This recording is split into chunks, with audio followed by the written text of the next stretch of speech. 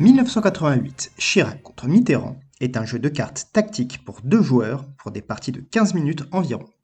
Il est accessible dès 12 ans. Chaque joueur y incarne l'un des 2 candidats de l'élection présidentielle de 1988. Par votre action politique, il vous faudra convaincre l'opinion publique de votre charisme, de votre courage et de votre intégrité. Pour la mise en place, placez le plateau opinion publique entre les 2 joueurs.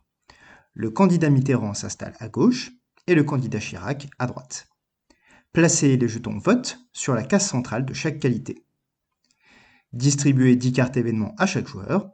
Elles constituent leurs pioches respectives que vous placez face cachée de part et d'autre du plateau. Les 4 cartes restantes constituent la défausse. Placez ensuite les 9 cartes campagne électorale face cachée au-dessus du plateau opinion publique. Enfin, le candidat Mitterrand prend le jeton média devant lui. À votre tour de jeu, piochez 3 cartes événements. Choisissez alors une action politique associée à l'un des événements et faites évoluer l'opinion publique en conséquence. Puis placez les 2 autres cartes, qui ne sont pas utilisées, sous la pioche de l'adversaire. Attention, vous ne pouvez pas choisir une action politique de la couleur du candidat adverse. Le candidat Chirac joue toujours en premier. Dans cet exemple, il choisit de profiter de la Coupe du monde de football pour asseoir sa cote de popularité. Il avance donc les jetons vote d'une case vers lui dans les qualités courage et intégrité.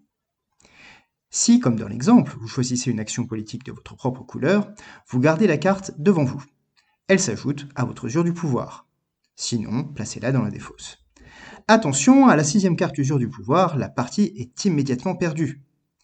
Si vous ne pouvez pas avancer le jeton parce qu'il se trouve déjà en bout de piste, vous pouvez soit récupérer le jeton média, si vous ne le possédez pas déjà, soit prendre une carte de la défausse pour la placer devant votre adversaire comme usure du pouvoir. Lorsque vous obtenez vos 2e et 4e cartes usure du pouvoir, piochez 3 cartes campagne électorale. Choisissez l'une d'elles et appliquez son effet. Retirez une autre carte du jeu et remettez enfin la dernière dans le paquet que vous remélangez aussitôt. Les cartes campagne électorale peuvent bousculer le cours d'une partie, alors soyez vigilants. Lorsque chaque candidat n'a plus que 3 cartes événements dans sa pioche, on joue un dernier tour. Après ce dernier tour, le candidat qui l'emporte dans le plus de qualités remporte la partie. En cas d'égalité, c'est le candidat qui possède le jeton média qui gagne l'élection. Dans l'exemple, Chirac l'emporte dans le charisme, Mitterrand dans le courage, et les 2 candidats se neutralisent quant à l'intégrité.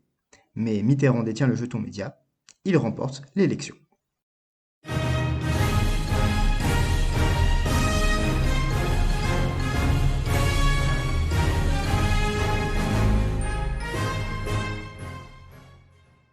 Au revoir.